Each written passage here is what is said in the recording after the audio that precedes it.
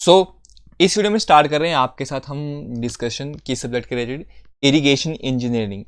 ये सब्जेक्ट आपके पास जिस भी कॉम्पिटिटिव एग्जाम्स में है, चाहे वो यूपीएससी कंडक्ट करा रहा है, ईएससी हो, एसएससी हो, या किसी भी स्टेट गवर्नमेंट इंजीनियरिंग एग्जाम्स के लिए ये आपके पास वीडियो जो है वो बेनिफिशियल्स होंगी। सो स्टार्ट करेंगे आपके पास इरिगेशन इंजीनियरिंग में। तो इरिगेशन इंजीनियरिंग होता क्या है, इसके क्या क्या एस्पेक्ट्स हैं हमारे डेली लाइफ के रिलेटेड, तो वो सभी चीज़ें हम इसमें देखेंगे। तो सबसे पहले यहाँ पे क्वेश्चन जो अराइज होता है कि हमें इरिगेशन इंजीनियरिंग पढ़ने की ज़रूरत क्यों पड़ी, या इरिगेशन की हमारे पास इंडिया में हमें रिक्वायरमेंट क्यों हुई। तो आपके पास ये क्या है, मैंने यहाँ पे अर्थ की डायग्राम यहाँ पे जो है वो पेश कर रखी हुई है। तो सबसे पहले 0 डिग्री है आपके पास। 0 पे क्या आता है आपके पास, इक्वेटर आता है। उसके बाद आपके पास 23.5 डिग्री नॉर्थ और साउथ। तो 23 1/2 नॉर्थ पे क्या आ जाता है आपके पास, tropic of cancer. Similarly south में क्या आता है, ट्रॉपिक ऑफ कैप्रिकॉर्न। अब यहाँ पे 23 1/2 से एक और लाइन होती है जिसको हम 35 डिग्री नॉर्थ में ले लेते हैं, और इस तरह से मैं यहाँ पे भी ले लेता हूँ आपके पास 35 डिग्री साउथ। तो जो आपके पास 23 1/2 नॉर्थ से 35 डिग्री नॉर्थ के बीच का रीजन होता है, इसको हम सब ट्रॉपिकल रीजन बोलते हैं। तो जो इंडिया का आपने देखे होगे लैटिट्यूड लॉन्गिट्यूड क्या आती है इंडिया में, तो 7 डिग्री नॉर्थ से लेके आपके पास अप्रॉक्सीमेट 36 डिग्री नॉर्थ में इंडिया की लोकेशन है। तो 7 डिग्री आपके पास यहाँ आसपास मान लीजिए, और 36 डिग्री यहाँ पे। तो कुछ ये जो मैं मान के चल रहा हूँ, ये हमारे पास किसकी लोकेशन है, इंडिया की लोकेशन। अब इसमें आप देख रहे हो यहाँ पे टॉराइड जोन है, सब ट्रॉपिकल जोन है, और उसके बाद आपके पास टेम्परेट जोन है। तो मतलब एक देश, इसमें आपके पास डिफरेंट डिफरेंट टाइप्स के क्या होंगे, सीजन्स होंगे। अब सीजन्स तो हैं आपके पास, अब क्या इनमें यूनिफॉर्म बारिश पड़ेगी, जब हमको रिक्वायरमेंट है उस टाइम बारिश पड़ेगी। तो उसके रिलेटेड हम देखते हैं कि जितने भी डिफरेंट डिफरेंट टाइप्स के क्रॉप्स होते हैं उनको क्या चाहिए, डिफरेंट अमाउंट ऑफ वाटर। कुछ क्रॉप्स ऐसी होती है जिनको आपके पास कम पानी चाहिए, जैसे आपके पास रॉबी क्रॉप्स होती हैं। कुछ क्रॉप्स ऐसी होती हैं जिनमें हमें क्या चाहिए होता है, ज़्यादा अमाउंट ऑफ वाटर चाहिए, जैसे आपके पास क्या आता है, आपका राइस आता है। तो ये आप बता सकते हो कि डिफरेंट क्रॉप्स की डिफरेंट रिक्वायरमेंट होती है वाटर की, और उनको हमें पानी भी रेगुलर इंटरवल पे देना पड़ता है थ्रू आउट बेस पीरियड। अब ये बेस पीरियड क्या होता है, बेस पीरियड को हम आगे डिटेल में पढ़ेंगे। इनिशियली आप समझ लो बेस पीरियड वो पीरियड है कि जिसमें हम क्या देंगे उसको, जितने अमाउंट मतलब जिस पीरियड में हम पानी प्रोवाइड करेंगे अपनी क्रॉप को, उसको हम बेस पीरियड मान रहे हैं। टू अटेन मैच्योरिटी मतलब मैच्योर होने के लिए, तो जितनी क्रॉप्स होंगी उनकी डिफरेंट रिक्वायरमेंट होगी वाटर की, और डिफरेंट इंटरवल्स पे होंगी। तो एक ही इंटरवल पे तो नहीं होगी। तो इसीलिए हमें किसकी ज़रूरत पड़ती है, इरिगेशन की ज़रूरत पड़ती है। अब देखो हमारे पास सोर्स ऑफ वाटर तो क्या है, आपके पास नेचुरल रेनफॉल है। अगर रेनफॉल आपके पास जिस भी सीजन में आपने अपनी क्रॉप ग्रो की है उसमें अगर टाइमली और सफिशेंट है, तो क्या आपको इरिगेशन की रिक्वायरमेंट होगी, नहीं। क्यों, क्योंकि आपको इरिगेशन तो बस एक तरीका है आपको अपनी क्रॉप में क्या पानी पहुंचाने का। तो आप बोलोगे अगर आपके पास नेचुरल रेनफॉल हो रही है टाइमली और सफिशेंट अमाउंट में, तो आपको कोई भी इरिगेशन की रिक्वायरमेंट नहीं है। और अगर आपके पास इरेगुलर हो रही है और इनसफिशेंट है, तो आपको किसकी रिक्वायरमेंट होगी, इरिगेशन की रिक्वायरमेंट होगी। तो क्यों होगी, किस लिए होगी, मैंने आपको बता दिया। तो सबसे पहला पॉइंट है अब हमारे पास कि जितनी भी क्रॉप्स होती हैं उन सभी क्रॉप्स की क्या है, डिफरेंट रिक्वायरमेंट है वाटर की। अब उस वाटर को हमें या तो हम रेनफॉल से प्रोवाइड करा रहे हैं, मतलब नेचुरली मिल रहा है, या हमें खुद देना पड़ रहा है। अगर आपके पास रेनफॉल ही प्रॉपर हो रही है तो हमें इरिगेशन की कोई रिक्वायरमेंट नहीं है। बट अगर रेनफॉल ही प्रॉपर नहीं हो रही है तो हमें किसकी रिक्वायरमेंट हो जाएगी, इरिगेशन की रिक्वायरमेंट हो जाएगी। तो इसलिए आप बोल सकते हो इरिगेशन क्या है, एक आर्टिफिशियल एप्लीकेशन ऑफ है water to the land according to the crop requirement, जितनी उसकी रिक्वायरमेंट होगी throughout the crop period for full fledge nourishment of the crop. तो आप बोल सकते हो इरिगेशन क्या है आपके पास, इरिगेशन आपके पास आर्टिफिशियली वे में हम पानी प्रोवाइड कर रहे हैं अपनी क्रॉप को, जितना उसका बेस पीरियड है, ताकि वो क्या हो, अच्छी तरह से डेवलप हो जाए। तो आई होप आपको बेसिक आइडिया जो है वो इरिगेशन का समझ आ गया। अब इसके बाद आते हैं आपके पास बेनिफिट्स ऑफ इरिगेशन की, इरिगेशन करने से हमें क्या बेनिफिट्स मिलेंगे। तो सबसे पहला बेनिफिट है आपको ऑब्टेनिंग मैक्सिमम यील्ड।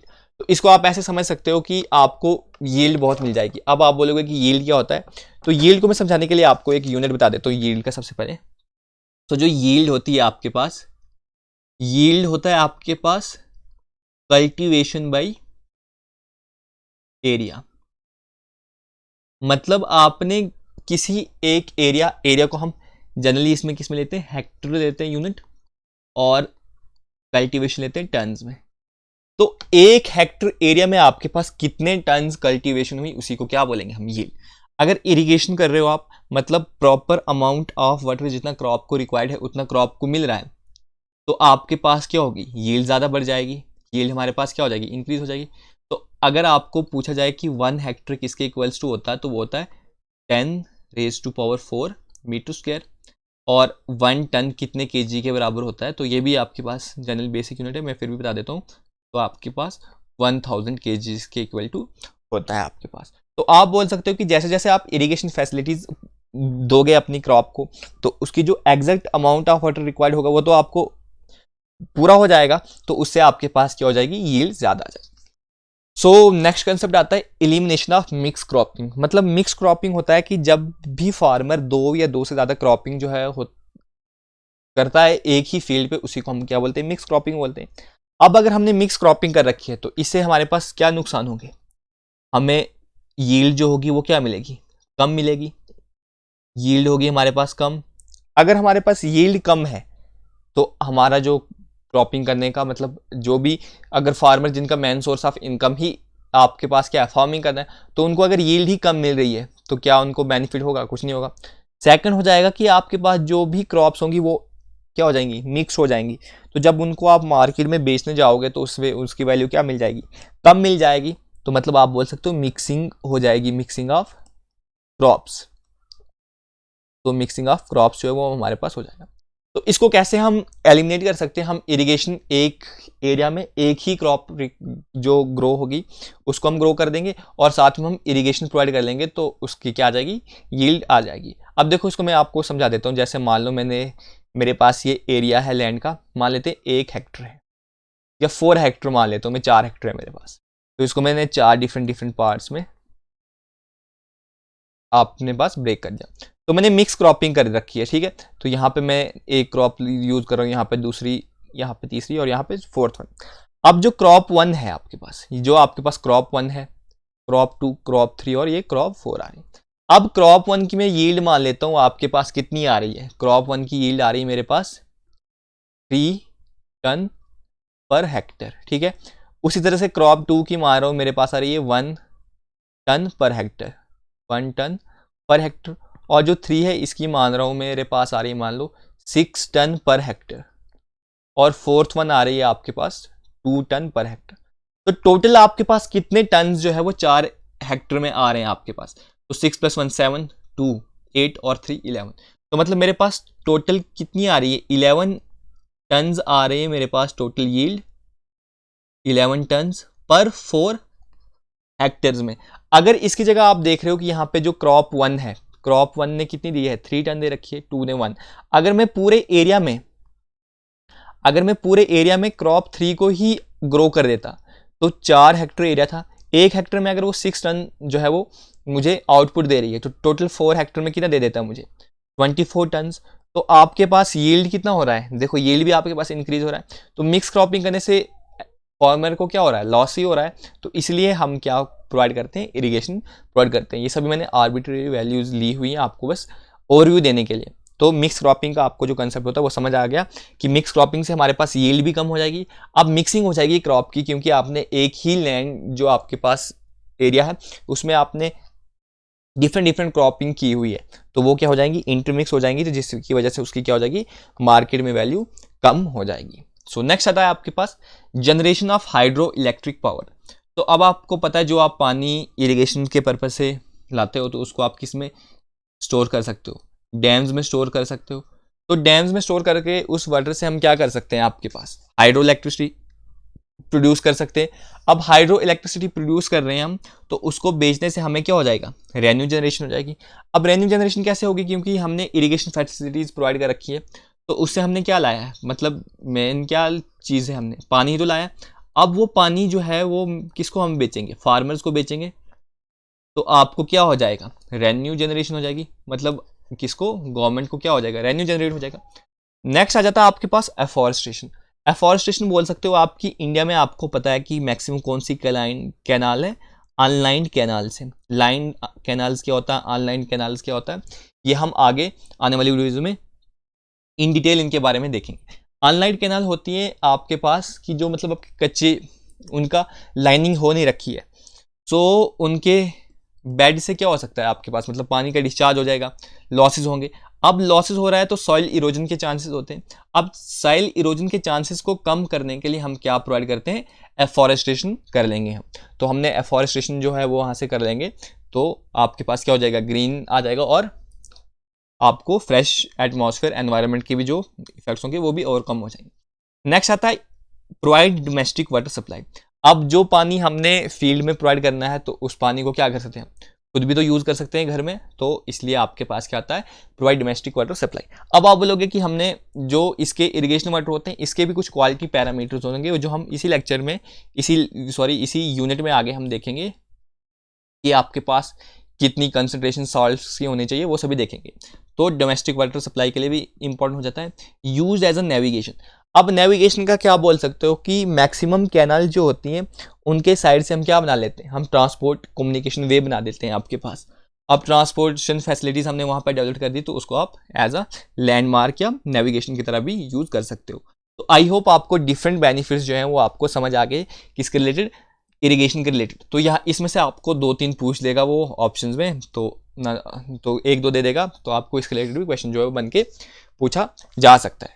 सो अब ये तो हमने एडवांटेजेस देख लिए। अब हम क्या देखते हैं, डिसएडवांटेजेस। मतलब जो भी चीज़ होती है आपके पास उसके बेनिफिट तो होते हैं, बट उसके अकॉर्डिंग उसके आपके पास डिसएडवांटेजेस भी होते हैं। तो सबसे पहले आता है इंक्रीज वाटर बर्न डिजीज। अब आपने देखा कि पानी है, तो पानी मतलब ओपन एरिया से आएगा। अब हमने उनको कवर तो कर नहीं रखा होगा, जब फील्ड में प्रोवाइड करेंगे तब भी हमारे पास ओपन एरिया होगा, तो इससे क्या हो सकता है, वाटर बर्न डिजीजेज जो है वो आपके पास ग्रो हो सकती हैं, जैसे मॉस्किटो वगैरह आपके पास, या वाटर बर्न डिजीज से जो माइक्रो ऑर्गेनिज्म ग्रो हो जाएंगे, तो उससे डिजीजेस बनने के चांसेस हो जाते हैं। सो ये तो आ गया पहला डिसएडवांटेज। सेकंड आता है आपके पास वाटर लॉगिंग। अब वाटर लॉगिंग क्या होता है आपके पास, जब आप इंटेंसिव इरिगेशन कर लेते हो, इंटेंसिव इरिगेशन मतलब एक्सेस में आप इरिगेशन प्रोवाइड कर लेते हो, तो उसकी वजह से क्या हो जाती है, आपके पास वाटर लॉगिंग हो जाती है। वाटर लॉगिंग का होने का आपके पास एक और तरीका भी है। जैसे आपने क्या कर दिया कि अपनी जो एग्रीकल्चर फील्ड है उसमें आपने पानी प्रोवाइड कर दिया। अब जो पानी प्रोवाइड कर दिया उसमें तो लॉसेस भी होंगे, तो क्या लॉसेस हो जाएंगे आपके पास, एवोपरेशन लॉसेस हो जाएगा, सीपेज लॉस हो जाएगा, रन ऑफ लॉस हो जाएगा। तो मैं सिर्फ सीपेज लॉस को कंसीडर कर रहा हूँ। तो ये जो सीपेज लॉस है ये आपके पास टाइम के साथ क्या होता जाएगा, मतलब जैसे आपने पानी प्रोवाइड कर दिया, सीपेज लॉसेस हो गया, दोबारा फिर पानी आपने प्रोवाइड कर दिया, तो सीपेज लॉसेस होते जा रहे हैं, और आपने मतलब बहुत सालों तक क्या कर दी, सेम प्रोवाइड कर रहे हो, आप पानी प्रोवाइड कर रहे हो, उससे सीपेज लॉसेस होते जा रहे हैं। तो जो ग्राउंड वाटर टेबल हो जाएगा, ग्राउंड वाटर टेबल क्या कर जाएगा, आपके पास राइज कर जाएगा। अब जैसे ही आपके पास ग्राउंड वाटर टेबल राइज कर गया, और वो कहाँ पे पहुंच गया, प्लांट जो है आपके पास, मैं आपको बना के शो कर देता हूँ आपके पास। जैसे मान लेते हैं आपके पास प्लांट है, तो ग्रीन कलर से बना देते हैं आपके पास। तो ये मान लो आपके पास प्लांट है, और ये इसकी क्या है, रूट्स हैं। तो जैसे जैसे आपके पास सीपेज हो रहे हैं, और over the period of time आपके पास सीपेज लॉसेस की वजह से क्या हो रहा है, ग्राउंड वाटर टेबल इंक्रीज हो रहा है। और ग्राउंड वाटर टेबल जो है वो कहाँ पे पहुंच गया, आपके पास रूट जोन में पहुंच गया। रूट जोन आके आपके पास ये वाला, तो जब आपके पास रूट जोन में पहुंच गया, आपके पास यहाँ पे क्या होते हैं, इसमें एरेशन होने के लिए क्या होते हैं, स्मॉल पोर्स होते हैं, किसमें, आपके पास रूट जोन में। तो पानी की वजह से ये क्या हो जाएंगे, ये जो आपके पास स्मॉल पोर्स हैं, ये इनका क्या हो जाएगा, चोकिंग हो जाएगी आपके पास, मतलब ये बंद पड़ जाएंगे। तो जो प्लांट को एयर वगैरह की रिक्वायरमेंट हो रही थी वो क्या हो जाएगी, आपके पास स्टॉप हो जाएगी। तो आप सिंपली बोल सकते हो आपके पास क्या हो जाएगी, एरेशन हो जाएगी। तो एरेशन होने की वजह से कौन सा रीजन आ रहा है आपके पास, वाटर लॉगिंग। मतलब आपने जब इंटेंसिव इरिगेशन प्रोवाइड कर दी, तो सीपेज लॉसेस हो रहे हैं, ग्राउंड वाटर टेबल इंक्रीज हो गया। जो स्मॉल वायर्स जो है आपके पास रूट जोन में, जो किसके लिए अवेलेबल थे हमारे पास, एयर वगैरह एक्सट्रैक्ट करने के लिए, तो वो क्या हो गए, चोक्ड हो गए, और उसकी वजह से क्या हो गया, आपके पास एरेशन हो गया। तो जो क्रॉप होगी उसकी ग्रोथ क्या होगी, कम हो जाएगी। तो इसलिए हमें जो इरिगेशन हम प्रोवाइड करेंगे वो हम सफिशेंट अमाउंट में करेंगे, ना ही हम क्या करेंगे, इंटेंसिव इरिगेशन नहीं करेंगे। नेक्स्ट आ जाता है आपके पास ground water pollution. Ground water pollution कैसे हो जाता है, आपको पता है कि जो हम फील्ड्स में है, इस फील्ड में क्या यूज़ करते हैं, हम फर्टिलाइजर्स यूज़ करते हैं। हम क्या यूज़ करते हैं, फर्टिलाइजर्स यूज़ करते हैं। तो जो फर्टिलाइजर्स होता है इनमें जो नाइट्रोजन की कंसंट्रेशन क्या होती है, ज़्यादा हो जाती है। किसकी होती है, नाइट्रोजन की, या और भी सॉल्ट्स होते हैं। तो वो सॉल्ट किस में हो जाते हैं, क्योंकि हमने इरिगेशन प्रोवाइड करनी है, इरिगेशन की वजह से आपके पास पानी कहाँ चला जाएगा, ग्राउंड वाटर टेबल में। तो उसकी वजह से क्या हो जाएगा, आपके पास ग्राउंड वाटर पॉल्यूट हो जाएगा। तो आई होप आपको जो बेसिक डिफरेंसेस थे, एडवांटेजेस क्या थे, डिसएडवांटेजेस क्या थे इरिगेशन के, वो आपको समझ आ गए। सो अब नेक्स्ट देखते हैं आपके पास टाइप्स ऑफ इरिगेशन। तो इरिगेशन के लिए आपके पास कौन कौन सी टाइप्स हैं। तो सबसे पहले आपके पास दो टाइप की इरिगेशन होती है। इरिगेशन क्या होता है आपको समझ आ गया। फर्स्ट आता है जिसमें सरफेस इरिगेशन, और सेकंड आता है आपके पास सब सरफेस इरिगेशन। जो सरफेस इरिगेशन में आपको बताता हूँ, सरफेस इरिगेशन में क्या होगा कि इस मेथड में हम जो पानी होगा आपके पास डायरेक्टली अप्लाइड कर देंगे किसी सरफेस पे, जो भी एग्रीकल्चर फील्ड का सरफेस है उस पर हम प्रोवाइड कर देंगे, ताकि वो कौन सी कंडीशन में हो, वेट कंडीशन में हो, और जो भी उसकी नीड हो उसको फुलफिल कर दे और हमें मैक्सिमम यील्ड मिल जाए। तो ये आ जाता है आपके पास सरफेस इरिगेशन। तो सरफेस इरिगेशन क्या होता है कि in this method water is directly applied over the surface of agriculture field. So अब आपके पास सरफेस इरिगेशन भी आपके पास फर्दर दो टाइप्स की है। एक है आपके पास फ्लो इरिगेशन और एक है लिफ्ट इरिगेशन। तो लिफ्ट इरिगेशन और फ्लो इरिगेशन क्या होता है, तो जो फ्लो इरिगेशन है इसमें जो वाटर, जैसे मान लो आपके पास, मैं यहाँ पे आपको बना के शो कर देता हूँ। तो ये आपके पास फील्ड है मान लो, तो जो वाटर जहाँ से पानी प्रोवाइड करोगे आप, वो कहाँ पे होगा, हायर लेवल पे होगा, और फील्ड कहाँ पे होगा, लोअर लेवल पे होगा। वाटर आपके पास हायर लेवल पे होगा और फील्ड कहाँ पे होगा, आपके पास लोअर लेवल पे होगा। तो जो यहाँ से वाटर फ्लो कर रहा है ये under the effect of gravity flow कर रहा है। किसके इफेक्ट के अंडर कर रहा है, ग्रेविटी के इफेक्ट के अंडर। तो इसी को आप क्या बोलते हो, फ्लो इरिगेशन बोलते हो। कि फ्लो इरिगेशन क्या है, when the water is available at higher level and its supply to the lower level under the effect of gravity is termed as flow irrigation. तो इसको क्या बोलते हैं हम, फ्लो इरिगेशन बोलेंगे। अब लिफ्ट इरिगेशन क्या होता है, मतलब अब वाटर जो है वो क्या है, अंडरग्राउंड है, या मतलब आपने सिंपल इलेक्ट्रिकल मैनुअली वे आपने पानी को एक्सट्रैक्ट कर दिया, या आपने क्या कर दिया उसको मशीनी मैकेनिकली आपने मतलब पंप्स वगैरह का यूज़ कर दिया। तो आपने पानी को क्या करना पड़ा, लिफ्ट करना पड़ा, और फिर जाके आप इरिगेशन प्रोवाइड कर पा रहे हो। तो उस इरिगेशन को क्या बोलेंगे हम, लिफ्ट इरिगेशन बोलेंगे। तो सिंपली आप बोल सकते हो when water is lifted by some mechanical और manual means and then supplied for irrigation purposes is termed as lift irrigation. So ये क्या आ जाती है आपके पास, लिफ्ट इरिगेशन। बट ये ध्यान रख रहे हो कि लिफ्ट इरिगेशन करके भी आप कहाँ पे पानी प्रोवाइड कर रहे हो, सरफेस पे प्रोवाइड कर रहे हो। इसीलिए लिफ्ट किसका आपके पास आ जाता है, सरफेस इरिगेशन की टाइप आ जाती है। अब आपके पास फ्लो इरिगेशन जो है ये भी आपके पास फर्दर दो टाइप की है। अब फर्दर दो टाइप की कौन सी है, पेरिनीनियल और है आपके पास फ्लड। जो आपके पास फ्लड इरिगेशन है इसको हम इनंडेशन इरिगेशन भी बोलते हैं। तो मैं लिख लेता हूं आपके पास इनंडेशन इरिगेशन भी बोल देते हैं हम फ्लड वाले को। तो सबसे पहले हमें पेरिनीनियल समझाता हूं आपके पास। पेरिनीनियल में क्या होता है, आपके पास कांस्टेंट और कंटिन्यू सप्लाई जो है वो हम प्रोवाइड करेंगे किसको, क्रॉप को through out base period of the crop, ताकि उसकी जो वाटर रिक्वायरमेंट है वो क्या हो जाए, फुलफिल हो जाए। अब आपके पास पेरिनियल इरिगेशन भी फर्दर दो टाइप की होती है। अब मैंने जैसे इसमें बताया क्या होता है, कांस्टेंट और कंटिन्यू सप्लाई ऑफ वाटर होता है।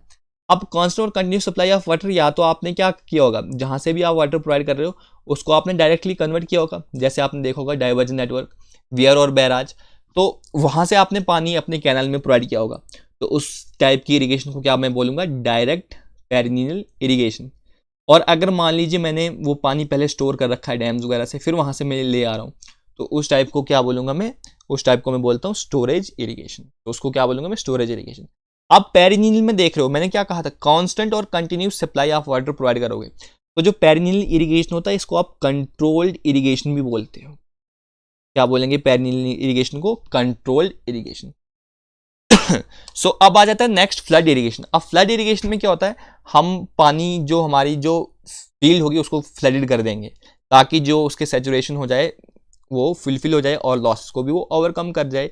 तो इसीलिए जो फ्लड इरिगेशन या इनंडेशन इरिगेशन होती है इसको क्या बोलते हैं हम, अनकंट्रोल्ड इरिगेशन बोलते हैं। आगे आप फ्लडिंग भी पढ़ोगे, वो तो आपके पास एप्लीकेशन होगा, बट आपको फ्लड इरिगेशन का पता चलेगा कि फ्लड इरिगेशन में क्या बोलते हो। सबसे पहले इसमें आपको जो याद रखना है पॉइंट कि फ्लड इरिगेशन को हम इनंडेशन इरिगेशन बोलते हैं। उसके बाद इसमें सॉइल को क्या कर देंगे हम, सबमर्ज्ड और थ्रोली फिल्ड विद वाटर, क्योंकि अब पानी तो प्रोवाइड करते जाएंगे। अब इसमें हम जो पानी प्रोवाइड कर रहे हैं इससे क्या हो जाएगी, लॉसेस वगैरह भी ओवरकम हो जाएंगे, और इसको क्या बोलेंगे हम, अनकंट्रोल फ्लडिंग भी बोल देते हैं, आपके पास इरिगेशन बोल देते हैं। ठीक है, तो इरिगेशन मैंने आपको समझाते हैं, फिर सरफेस पे आगे, सरफेस हमने फ्लो लिफ्ट समझ लिया, पेरिनील फ्लड डायरेक्ट और इन स्टोरेज वाला समझ लिया। अब आ जाता है आपके पास सब सरफेस। अब नाम ही बता रहा है सब सरफेस, मतलब हम डायरेक्टली वाटर कहाँ पे प्रोवाइड करेंगे, root zone of the crop में प्रोवाइड करेंगे, मतलब सब सरफेस में प्रोवाइड करेंगे। अब रूट जोन ऑफ क्रॉप में वाटर हम प्रोवाइड करने के लिए हमारे पास दो वे होते हैं, एक तो होता है नेचुरल और एक होता है हमारे पास आर्टिफिशियल। अब जब हम रूट जोन में वाटर प्रोवाइड करते हैं ये under the action of capillarity. तो कैपिलैरिटी क्या होता है, आपने फ्लूइड मैकेनिक्स में पढ़ रखा होगा, तो उसके एक्शन से जो है वो पानी क्रॉप को पहुंच जाता है। सो मैं आपको आगे इमेजेस भी दिखा दूंगा, देखो मैंने यहाँ पे इमेजेस है, बट पहले आप समझ लेते हैं बेसिक पॉइंट। सो अब यहाँ पे होगा क्या, जब नेचुरल इरिगेशन हो रही है आपके पास, नेचुरल सब सरफेस इरिगेशन, तो नेचुरल सब सरफेस इरिगेशन में क्या होगा कि जैसे मैंने आपको बता दिया, हमने क्या कर रखा है, कैनाल्स बना रखी हैं, ऑनलाइन कैनाल है, तो उससे वाटर क्या हो जाएगा, सीप हो जाएगा। और जो वाटर सीप हो जाएगा वो वाटर डायरेक्टली कहाँ पे आ रहा है, उसके साथ में आपके पास फील्ड्स होंगे, तो फील्ड्स में आपके पास वाटर डायरेक्टली कहाँ पे पहुंच जाएगा, रूट जोन में पहुंच जाएगा। तो उस टाइप की इरिगेशन को क्या मैं बोलूंगा, नेचुरल सब सरफेस इरिगेशन। अब आर्टिफिशियली सब सरफेस इरिगेशन क्या होता है कि हम पाइप्स और पंप जो होते हैं वो डायरेक्टली सॉइल में सब सरफेस में प्रोवाइड कर लेते हैं और वहां से पानी की रिक्वायरमेंट मीट हो जाती है। बट ये जो मेथड होता है आर्टिफिशियल, ये क्या होता है, बहुत ज़्यादा कॉस्टली होता है। क्यों, क्योंकि आपको पाइप्स और पंप्स का नेटवर्क आपको बनाना पड़ेगा, सो वो हमारे इंडिया में उतना पॉपुलर नहीं है। सो ये अब आपके पास कौन सी इरिगेशन है, देखो आपके पास पानी आ रहा है सिंपली आपके पास, अब मैंने ये वाटर डायरेक्टली कहाँ पे प्रोवाइड कर दिया, आपके पास फील्ड में प्रोवाइड कर रखा है, और फील्ड क्या है, सरफेस में ही प्रोवाइड कर रखा है, तो ये आपके पास आ जाता है सरफेस इरिगेशन आ जाता है। अब सरफेस इरिगेशन भी मैंने आपको दो टाइप की पढ़ा रखी थी, कौन कौन सी होती है सरफेस में, एक तो आपके पास लिफ्ट होती है और एक आपके पास फ्लो होती है। यहाँ पे आप देख सकते हो सरफेस में लिफ्ट और फ्लो। अब इसमें आपने लिफ्ट कर रखा है या नहीं, इसमें डायरेक्टली आपके पास वाटर क्या हो रहा है, फ्लो हो रहा है, तो ये आपके पास फ्लो इरिगेशन है। सो ये आ जाती है आपके पास सब सरफेस। देखो डायरेक्टली आपके पास पंप और आपने वाटर कहाँ पे प्रोवाइड कर रखा है, रूट जोन में, और ये under the action of capillarity water जो वो क्रॉप को मिल जाएगा। सो इसको हम बोल सकते हैं सब सरफेस इरिगेशन। अब नेक्स्ट आ जाता है आपके पास, देखो मैंने कहा था कि वाटर हम प्रोवाइड कर रहे हैं और वो डायरेक्टली हम कर रहे हैं, क्योंकि हमने क्या कर रखा है, बस डाइवर्जन के लिए वेयर और बैराजेस को यूज कर रखा है। तो ये कौन सा आ जाएगा, डायरेक्ट वाला। अब ये देख रहे हो यहाँ पे इमेज है, इस इमेज में क्या कर रखा है, हमने पानी को मशीन की जरिए, मतलब मैकेनिकली वेज में आपने पानी को एक्सट्रैक्ट कर रखा है। तो ये कौन सी इरिगेशन है आपके पास, और पानी प्रोवाइड कहाँ पे कर रहे हैं, सरफेस में भी, और सरफेस में भी कौन सी है, सरफेस लिफ्ट इरिगेशन है आपके। सो ये आ जाती है आपके पास डिफरेंट डिफरेंट टाइप्स की इरिगेशन। सो आई होप आपको बेसिक इरिगेशन क्या होता है, उसके बेसिक एडवांटेजेस क्या होते हैं, और मैंने डिफरेंट डिफरेंट टाइप्स की इरिगेशन आपको बता दी। अब आता है हमारे पास कि जो इरिगेशन है इसमें हम टेक्निक कैसे है, जो फील्ड है अपने पास वाटर प्रोवाइड कर रहे हैं। तो इस टेक्निक में जो फर्स्ट मेथड है हमारे पास उसको हम बोलते हैं फ्री फ्लडिंग। तो पहले मेथड नाम देख लेते हैं, इसके बाद वीडियोज में कंटिन्यूसली हम पढ़ लेंगे। फर्स्ट आता है आपके पास फ्री फ्लडिंग, सेकंड आ जाता है आपके पास बॉर्डर फ्लडिंग, थर्ड वन आता है आपके पास check flooding, basin flooding, furrow irrigation, sprinkler irrigation, drip irrigation. So ये हमारे पास टेक्निक्स हैं, हम वाटर को कैसे प्रोवाइड कर रहे हैं। सो स्टार्ट करते हैं। आपके पास फर्स्ट टेक्निक जो है आपके पास फ्री फ्लडिंग। अब फ्री फ्लडिंग क्या होता है, फ्री फ्लडिंग का सिंपली आप नाम ही बता रहा है, आपके पास फ्रीली फ्लड है, मतलब आपने पानी पे कोई भी कंट्रोल आपने कर नहीं रखा। तो देखो वही है आपके पास, सिंपली लिख रखा है यहाँ पे कि free flooding is also terminal ordinary और वाइल्ड फ्लडिंग। तो फ्री फ्लडिंग को क्या बोलते हैं हम, ऑर्डिनरी या वाइल्ड फ्लडिंग बोलते हैं। क्यों ऑर्डिनरी या वाइल्ड फ्लडिंग इसलिए बोलते हैं क्योंकि इसमें जो पानी होता है उसको हमने कंट्रोल करने का कोई भी यूज अप्लाई करने का, पानी को कंट्रोल करने के लिए कोई भी तरीका जो है वो प्रोवाइड नहीं किया कर रखा। अब इसमें सबसे पहले क्या होता है, डीचेज आर एक्सक्यूवेटेड इनटू फील्ड, मतलब आपको छोटे छोटे डीचेज जो है नालियां बनानी पड़ रहेंगी, तभी तो आप पानी प्रोवाइड कर पाओगे। उसके बाद उन डीचेज से हम पानी को फ्लो कर देंगे। अब जैसे ही पानी आपने डीचेज में प्रोवाइड कर दिया, उसके बाद आप पानी को कंट्रोल करने के लिए कोई भी तरीका जो है वो यूज नहीं करोगे। इसलिए आपने क्या बोल रखा है, free flooding is also termed as ordinary और वाइल्ड फ्लडिंग, या इसको आप सिंपली यहाँ पे क्या बोल सकते हो, अनकंट्रोल्ड इरिगेशन बोल सकते हो, ठीक है, या अनकंट्रोल्ड फ्लडिंग भी बोल सकते हो। सो फिर से मैं आपको बता रहा हूँ, हमने फ्री फ्लडिंग में क्या करते हैं, सबसे पहले हम डीचीज एक्सक्यूवेट करते हैं, फिर उन डीचीज में क्या करते हैं, हम पानी प्रोवाइड कर लेते हैं, मतलब पानी तो हमें फ्लो करना पड़ेगा। जैसे ही हमने डीचीज से पानी फ्लो कर दिया, उसके बाद हम पानी को रोकने का कोई भी तरीका यूज नहीं कर देते। अब हमें डीचीज एक्सक्यूवेट करनी है या कुछ भी एप्लीकेशन है, तो इनिशियल कॉस्ट क्या आ रही है हमारे पास, लैंड प्रिपरेशन की लो आ रही है। आप यहाँ पे बोल सकते हो कि लेबर जो कॉस्ट है वो हाई आती है थोड़ी हमें, क्योंकि हमें डीचीज क्या करनी पड़ती हैं, एक्सक्वेट करनी पड़ती है। बट अब लैंड को प्रिपेयर करने के लिए हमें कोई कॉस्ट उतना नहीं लगता। अब नेक्स्ट आता है आपके पास वाटर एप्लीकेशन एफिशिएंसीज लो। अब जब मैं आपको इरिगेशन एफिशिएंसीज पढ़ाऊंगा, उसमें आपको वाटर एप्लीकेशन एफिशिएंसीज के बारे में बताऊंगा। बट वाटर एप्लीकेशन एफिशिएंसीज अभी आप ऐसे समझ लो कि जितना आपने पानी प्रोवाइड कर दिया है, उसमें से कितना ही इफेक्टिव पानी आपके प्लांट ने यूज किया, उसको आप क्या बोलोगे, वाटर एप्लीकेशन एफिशिएंसीज। तो वो क्या हो, कम हो जाएंगे। क्यों? क्योंकि आपके पास लॉसेज यहाँ पे बहुत ज़्यादा हो जाएगा। तो आप लिख सकते हो कि लॉसेज जो होंगे आपके पास बहुत ज़्यादा हो जाएंगे। अब ये जो वाटर एप्लीकेशन एफिशिएंसीज है, इसका फॉर्मूला होता है, मतलब सिंपली अगर आपको समझना है तो ये होता है कि अमाउंट या volume of water stored in the root zone to the amount of volume of water deliver to the field. तो इंटू 100 कर सकते हो। तो कितना आपके पास प्लांट ने रूट जोन में आपके ने प्रोवाइड कर रखे और कितना आपने फील्ड में पहुंचाया था, तो उनका रेशियो हम क्या बोलते हैं, वाटर एप्लीकेशन एफिशिएंसीज बोलते हैं। अब मैंने इसमें कहा कि आपके पास लॉसेज क्या हो जाते हैं, बहुत ज़्यादा आपके पास लॉसेज हो जाएंगे, रन ऑफ लॉसेज हो जाएगा, सीपेज एवोपरेशन लॉसेज। तो आपके पास क्या हो जाता है, इसमें वाटर एप्लीकेशन एफिशिएंसी कम हो जाती है। अब आपने देखा होगा ये किसके लिए ज़्यादा सूटेबल होती है, close growing crop. Close growing crop के मतलब आपके पास इनमें डिस्टेंस कम होता है सिंपली। तो आप जनरली बोल सकते हो ये जो मेथड है हमारे पास किसके लिए यूज़ होता है, राइस की कल्टीवेशन करने के लिए, क्योंकि आपको पता है पानी जो है राइस के लिए क्या होता है, बहुत ज़्यादा हमें चाहिए होता है। तो नेक्स्ट आ जाता है आपके पास लेटरल सब्सिडरी रीचेज जो होती है वो कितनी होती है आपके पास, 20 to 50 मीटर अपार्ट। ये क्या होता है लेटरल और सब्सिडरी रीचेज, ये मैं आपको आगे इमेज मैंने लगा रखी है, मैं वहाँ पे समझा दूंगा। और आप बोल सकते हो ये जो है रोलिंग लैंड पे आपके पास सबसे ज़्यादा क्या होती है, ये जहाँ पे आपके पास लैंड क्या होती है, स्टीप होती है। जहाँ पे लैंड आपके पास स्टीप हो जाती है, मतलब मान लीजिए स्टीप, मैं आपको शो कर देता हूँ इसका लॉन्गिट्यूडनल व्यू, इस तरह से हो जाएगा आपके पास। तो स्टीप लैंड में हमें क्या करने पड़ती है, हमें वहाँ पे आपके पास कोई और इरिगेशन जो है होती है, वो मेथड क्या होता है आपके पास फिजिबल नहीं होता। वहीं पे हम कौन सा मेथड अप्लाई करते हैं, आपके पास फ्री फ्लडिंग जो है यहाँ पे हम अप्लाई करते हैं, ठीक है। तो ये आपको क्लियर हो गया। तो अब देखते हैं आपके पास इमेज कैसी होती है। तो सबसे पहले देखो ये आ रही है आपके पास मेन डिच, मतलब आपने पानी कर दिया, उसके बाद आपने डिचेज को एक्सक्यूवेट कर दिया। अब जैसे ही पानी मैंने डिचेज को एक्सक्यूवेट कर दिया, ये आपके पास है आउटलेट। अब आउटलेट आप मान सकते हो आउटलेट प्रोवाइड भी कर सकते हो या नहीं भी प्रोवाइड कर सकते हो। तो जैसे ही यहाँ से पानी आ गया, इसके बाद आपने उसको कंट्रोल करने का कोई भी वे नहीं कर सका। अब ये है आपके पास सब्सिडी डिच, ये देखो जहाँ वो मैंने मेन डिच से आपके पास पानी को अपनी फील्ड की तरफ ले रखा है, उसको क्या बोलेंगे, सब्सिडी डिचेस। अब ये जो सब्सिडी डिच है, इनका ही तो मैंने आपको डिस्टेंस बताया कि ये कितनी होती है, 20 मीटर से 50 मीटर के बीच होती है। ये आपको पूछा जा सकता है एमसीक्यू पॉइंट ऑफ व्यू से, ये इंपॉर्टेंट बन जाता है। तो इसी को क्या बोलते हैं, हम फ्री फ्लडिंग बोलते हैं। इसके एक देखो ये मैंने लाइन डायग्राम बना दिखा दिया आपको। तो इसकी मैं एक रियल इमेज दिखा देता हूँ आपको। सबसे पहले देखो आपके पास रियल इमेज में क्या हो रहा है। इसको आप बोल सकते हो ये क्या है, आपके पास मेन सप्लाई डिच है। अब मेन सप्लाई डिच से आपके पास पानी कहाँ पे आ रहा है, सब्सिडी डिच पे आ रहा है। अब सब्सिडी डिच में जब आपके पास पानी आ रहा है, इसके बाद आपने पानी को कंट्रोल करने का कोई भी वे जो है वो नहीं यूज कर रखा, इसीलिए आप इसको फ्री फ्लडिंग या वाइल्ड फ्लडिंग बोल सकते हो। तो ये देखिए आपके पास जैसे यहाँ से होगी, इसकी मतलब इस साइड से आपके पास मेन सप्लाई डिच है। अब मेन सप्लाई डिच से आपने क्या कर रखा है, या इसी को आप मेन सप्लाई डिच मान लो। तो क्योंकि पानी तो आपको कोई यहाँ से कैनल होगी वहीं से तो आ रहा होगा, तो मेन सप्लाई डिच है। मेन सप्लाई डिच के बाद हमने सब्सिडी डिच जो है वो एक्सक्यूवेट कर रखी है। उसके बाद फिर पानी आपने क्या कर रखा है, फील्ड में प्रोवाइड कर रखा है, बट कंट्रोल करने का कोई भी आपने वे जो है वो यहाँ पे नहीं प्रोवाइड कर रखा, इसीलिए इसको हम क्या बोलेंगे, फ्री फ्लडिंग बोल देंगे।